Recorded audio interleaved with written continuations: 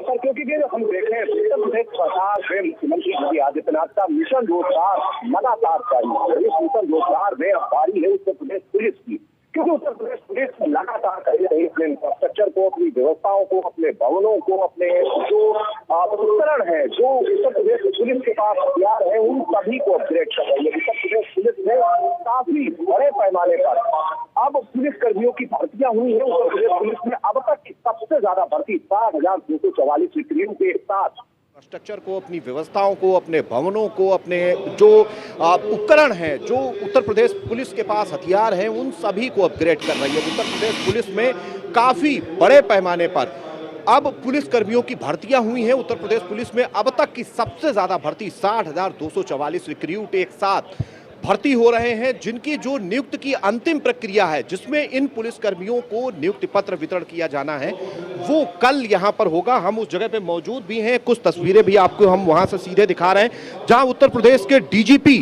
राजीव कृष्ण, साथ ही साथ उत्तर प्रदेश के एडीजी एलओ अमिताभ यस, साथ ही साथ उत्तर प्रदेश पुलिस के ज्यादातर जो ऑफिसर हैं, जिसमें डीजी, एडीजी, आईजी, डीआईजी इस तरह के ऑफिसर शामिल हैं, वो यहां पर मौजूद हैं। और आप देख सकते हैं काफी बड़ा कार्यक्रम कल यहां पर होने वाला है, क्योंकि इस कार्यक्रम में 60,244 नए रिक्रूटों को उत्तर प्रदेश के मुख्यमंत्री योगी आदित्यनाथ और गृह मंत्री अमित शाह कल इनको नियुक्ति पत्र का वितरण करेंगे, जिसको लेकर यहां पर खासी तैयारियां हैं। और निश्चित तौर पर ये मिशन रोजगार कई मायनों में अहम है, क्योंकि जब जब चुनाव हुए उत्तर प्रदेश में, चाहे वो 2017 रहा हो, 2019 का लोकसभा रहा हो, 2022 का विधानसभा रहा हो, 2024 का लोकसभा चुनाव रहा हो, सभी में रोजगार एक बड़ा मुद्दा रहा है। यही एक वजह है कि उत्तर प्रदेश सरकार की तरफ से इस पर खासा ध्यान दिया गया।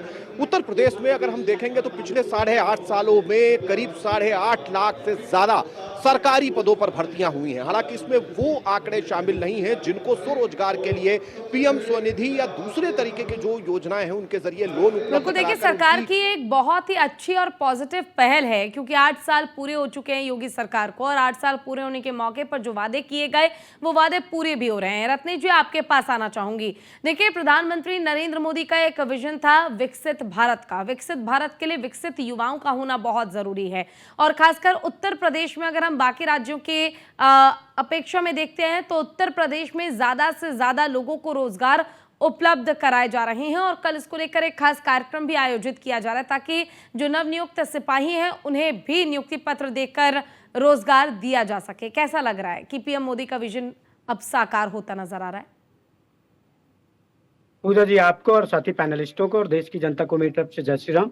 देखिए पूजा जी, माननीय प्रधानमंत्री जी और माननीय मुख्यमंत्री योगी आदित्यनाथ जी महाराज का ये एक ही लक्ष्य रहा है कि उत्तर प्रदेश और देश के युवाओं का भविष्य सुरक्षित हो और उनको एक बेहतर भविष्य दिया जा सके, ताकि वो एक बेहतर और सशक्त और मजबूत भारत के निर्माण में अपना सहयोग दे सके।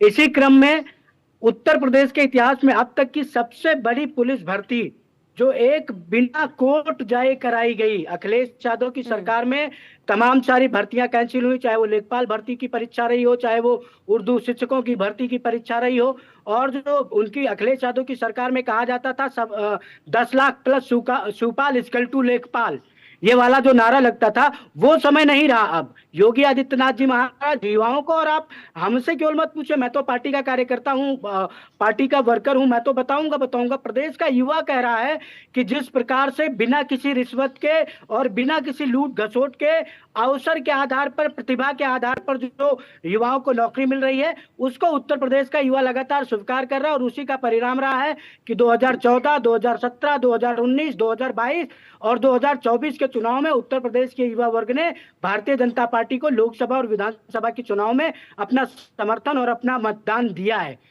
दूसरी बात, आप यही देखिए कि विपक्ष कुछ भी कहता रहे पूजा जी, विपक्ष के कहने से कोई फर्क नहीं पड़ता, जनता देखती है। और पहली ऐसी भर्ती परीक्षा है जो कोर्ट नहीं गई है और बिल्कुल पार्शियली एकदम किसी भी निष्पक्ष तरीके से यह परीक्षा कराई गई है, और उसका नियुक्ति पत्र कल माननीय गृह मंत्री भारत सरकार आदरणीय अमित शाह जी डीपी यादव जी जुड़े हुए हमारे साथ, विपक्ष से हैं, जरा उनसे उनकी राय भी जान लेते हैं। डीपी यादव जी, अब युवाओं को रोजगार दिया जा रहा है, जो वादे थे वो पूरे किए जा रहे हैं, इसमें विपक्ष इस फैसले को किस तरीके से देखती है? कल रोजगार के लिए नियुक्ति पत्र का वितरण किया जाएगा, क्या कहना है, क्या रिएक्शन आपके? जी पूजा जी नमस्कार। देखिए, लोक कल्याणकारी राज्य में सरकारों का ये उत्तरदायित्व होता है कि सरकार युवाओं को रोजगार दे। अब मेरे साथी पैनलिस्ट बैठे हुए हैं, ये बताएंगे कि कितने सालों बाद ये पुलिस भर्ती निकली हुई है। कई बार तो ये कैंसिल हुई। कितने युवा ओवर एज हो गए जिनको आज नौकरी नहीं मिल रही है। वो भी कहीं ना कहीं बैठे एक कोने में रो रहे होंगे कि सरकार की नाकामी की वजह के से मैं ओवर एज हुआ और मुझे आज नौकरी नहीं मिल रही है। ये शायद 2018 के बाद भर्ती निकली है। 2018 के बाद कहीं ना कहीं पुलिस में भर्ती हो रही है। इस दूसरी सरकार में उत्तर प्रदेश में भारतीय जनता पार्टी की दूसरी पारी में 2022 के बाद एक भी भर्ती नहीं हुई थी। 2018 में हुई थी। तो सरकार ज्यादा अपनी वाहवाही न करे। युवाओं के अधिकारों का कहीं ना कहीं सरकार ने हनन किया हुआ है और अब जाकर के जब चुनाव नजदीक आया तो इसको कहीं ना कहीं पूरा करने का काम कर रही है सरकार। बहुत दुख के साथ मुझे दुख हो रहा बताते हुए कि शिक्षा सेवा चयन आयोग 2018 के बाद शिक्षा विभाग में कोई अस्थायी नियुक्ति नहीं कर पाया। लाखों पद शिक्षा विभाग में खाली है। इसी तरह से स्वास्थ्य विभाग का हाल है। स्वास्थ्य विभाग में लाखों पद खाली है। देखिए 2024 में 1 अप्रैल को नियुक्ति विभाग ने एक आंकड़े निकाले थे, सिलसिलेवार कितने विभागों में कितने पद खाली है, पूरा उसका डाटा है। 500 कुछ पेजों का वो डाटा है। उसमें सरकार ने किसी की भी नियुक्ति नहीं की है।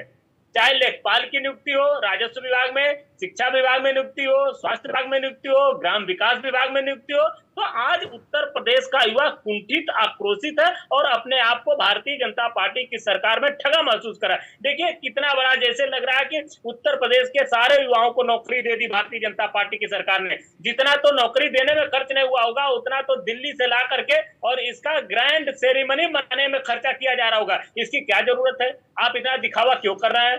युवाओं को सही तरीके से उनके घर पर नियुक्ति पत्र भेजते, ट्रेनिंग कराते और इसी पैसे में जो करोड़ों रुपया आप इतने मैनेजमेंट इवेंट में खर्चा कर रहे हैं उससे आप आगे कितने युवाओं को नौकरी दे सकते थे। तो ये सरकार युवाओं को नौकरी देने में तो फिलहाल पूरी तौर से फेल हो गई है।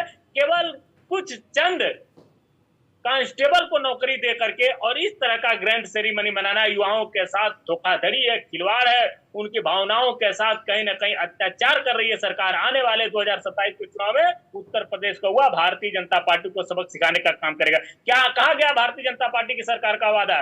भारतीय जनता पार्टी की सरकार ने कहा था कि हम प्रतिवर्ष 14 लाख युवाओं को नौकरी देंगे। डीपी जी, ये बड़ा अजीब है सुनने में। अगर नौकरी सरकार दे तो दिक्कत, अगर सरकार नौकरी ना दे पाए तो दिक्कत। कहाँ दे रही है आप बताइए ना। आप बताइए कहाँ नौकरी दे रही है?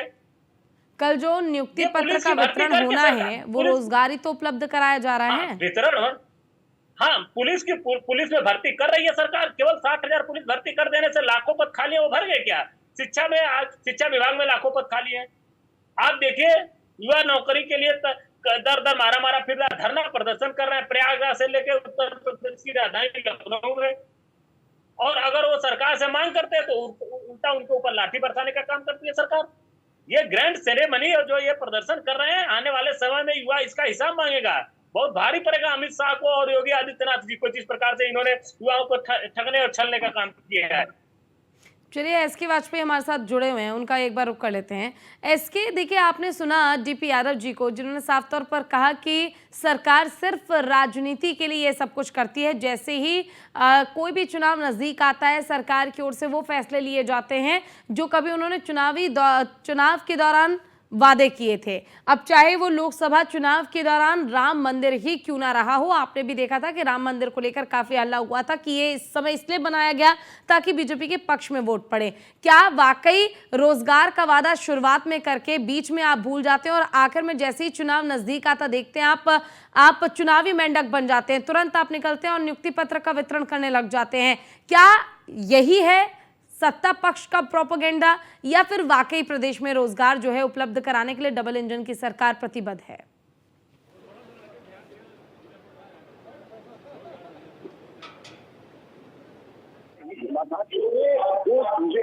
पहली बात तो जो भर्ती प्रक्रिया है वो भले ही चुनावी फायदे के लिए हो रही हो, लेकिन एक निश्चित है कि उत्तर प्रदेश के 7,244 पुलिस कर्मियों को भर्ती मिली है। और दूसरी बात ये कि इतनी बड़ी भर्ती उत्तर प्रदेश ही जब फर्स्ट टाइम मैंने अभी थोड़ी देर पहले ही बोला था कि उसमें जो चीज़ें हैं, पहली बात तो जो भर्ती प्रक्रिया है वो भले ही चुनावी फायदे के लिए हो रही हो, लेकिन एक चीज़ निश्चित है कि उत्तर प्रदेश के 60,244 पुलिस कर्मियों को भर्ती मिली है। और दूसरी बात यह है कि इतनी बड़ी भर्ती उत्तर प्रदेश पुलिस में नहीं हुई है।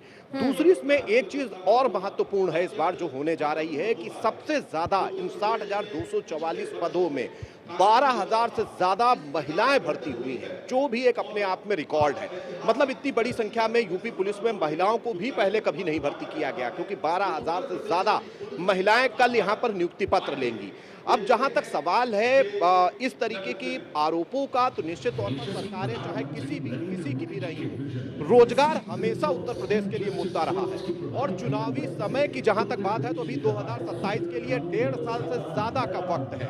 और ऐसे में उत्तर प्रदेश सरकार की तरफ से ये भर्ती प्रक्रिया जो कि काफी लंबे वक्त से चल रही थी, लगभग अगर हम देखें तो करीब 1 साल तक ये प्रक्रिया चली, क्योंकि एक बार पेपर निरस्त भी हो चुका था, दोबारा पेपर हुआ, फिर रिजल्ट आया, फिर इनका शारीरिक परीक्षण हुआ और अब नियुक्ति पत्र मिलने जा रहा है। तो निश्चित तौर पर इस प्रक्रिया में खासा लंबा वक्त लगता है और ये चीज़ें केवल चुनावी हिसाब से या एक समय में या एक निर्धारित समय में चुनाव के समय पूरा कर लेना बहुत ज़्यादा हम कहें कि आसान नहीं है। तो ऐसे में इस तरीके के आरोप भले ही लगाए जाते रहे हों, लेकिन उत्तर प्रदेश में भर्तियां हुई हैं और भर्तियों से चाहे वो पॉलिटिकल माइलेज के लिए हो रही हो या उसका फायदा किसी पार्टी को मिल रहा हो, लेकिन एक चीज़ तो साफ है कि कम से कम उत्तर प्रदेश के युवाओं को सरकारी नौकरी मिलना निश्चित तौर पर काफी बड़ा उनके लिए हम कहें कि राहत भरी बात है या राहत भरी खबर है, जो लंबे वक्त से इंतजार कर रहे थे। जुड़े हुए हैं रत्नेश जी, डीपी यादव जी ने एक सवाल पूछा था, उस समय आप नहीं थे, तो इस सवाल का मैं चाहूंगी आप जवाब दें।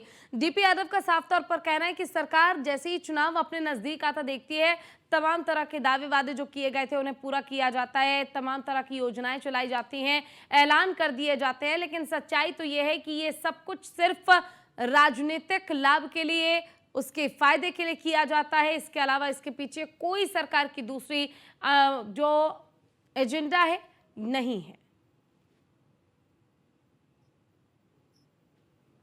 पूजा जी देखिए, लगता है समाजवादी पार्टी के नाम को थोड़ा सा राजनीतिक ज्ञान पढ़ाने की आवश्यकता है, और उसको राजनीतिक दल क्या होती है और राजनीतिक दल का लक्ष्य क्या होता है,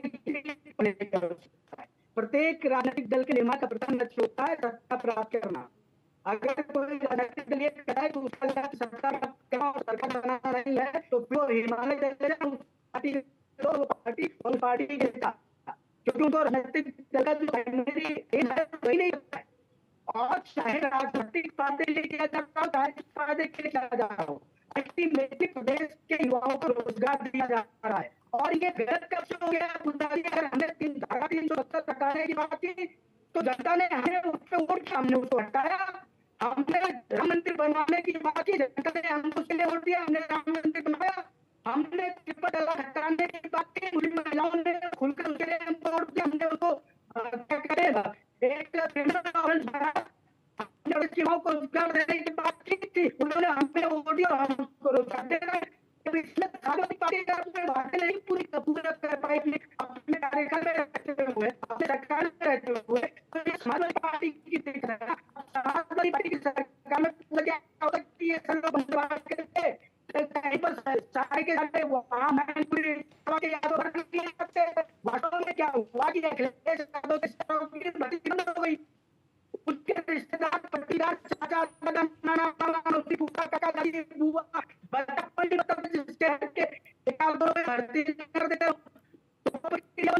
और सीधी सी बात कहता हूँ, लोकतंत्र में डीपी जी आप बताइए, क्या लगता है नियुक्ति पत्र का वितरण जो किया जा रहा है, क्योंकि आप कह रहे हैं कि राजनीतिक फायदे के लिए किया जा रहा है, नियुक्ति पत्र का वितरण रोजगार जैसी कोई भी सुविधा का ख्याल पहले नहीं रखा जाता, तो क्या जो अभी चुनाव से पहले नियुक्ति पत्र का वितरण अभी किया जा रहा है, आगे न जाने और कितने ही खास कार्यक्रम होंगे सीएम योगी आदित्यनाथ और पीएम मोदी का यानी कि एनडीए का, तो क्या ये फॉर्मूला काम करेगा या फिर लोकसभा में जिस तरीके से कांग्रेस और सपा के साथ ने बीजेपी को पटकनी दी थी, ज्यादा वोट से ना सही लेकिन हाँ अंतर जरूर था, वैसे ही तस्वीर हमें देखने को मिलेगी? जी पूजा जी, आपने बहुत सही सवाल किया। निश्चित रूप से उत्तर प्रदेश का युवा इस बात को भली बात जान रहा है कि भारतीय जनता पार्टी की सरकार रोजगार और नौकरी देने में पूरी तौर से विफल रही है। केंद्र की सरकार ने वादा किया था कि 2 करोड़ प्रतिवर्ष नौकरियां देंगे और उत्तर प्रदेश की सरकार ने यह वादा किया था कि प्रतिवर्ष 14 लाख नौकरियां हम देंगे। लेकिन आज 60,000 पुलिस भर्ती का प्रदर्शन जिस प्रकार से कर रही है, वह अपने आप को ठगा महसूस कर रहा है कि आप केवल पुलिस विभाग में भर्ती करके और इस तरह से गृह मंत्री को बुला करके तमाम नेताओं को अनावश्यक रूप से बुला करके और मौन प्रदर्शन कर रहे हैं। इस प्रदर्शन के माध्यम से आप क्या दिखाना चाहते हैं? यही दिखाना चाहते हैं ना कि हमने बहुत बड़ा काम कर दिया, हमने बहुत बड़ा मार लिया। अरे इसमें तो उत्तर प्रदेश के सारे मिनिस्टर, 2 डिप्टी सीएम, तमाम तरह के लोग आपस में भिड़े हुए हैं। वो अपनी लिस्ट भेज रहे हैं, वो अपनी लिस्ट भेज रहे हैं। नौकरियों में धांधली भी हो रही लगता है है। ये विवादों का सिलसिला और आरोप प्रत्यारोप कभी थमने वाला नहीं है। फिलहाल अच्छी बात यह है कि कई ऐसे सिपाही हैं जिनका चयन एग्जाम के बाद हो चुका है, जिन्हें कल गृह मंत्री अमित शाह और सीएम योगी आदित्यनाथ नियुक्ति पत्र वितरित करने का काम करेंगे। फिलहाल आप सभी का बहुत बहुत शुक्रिया।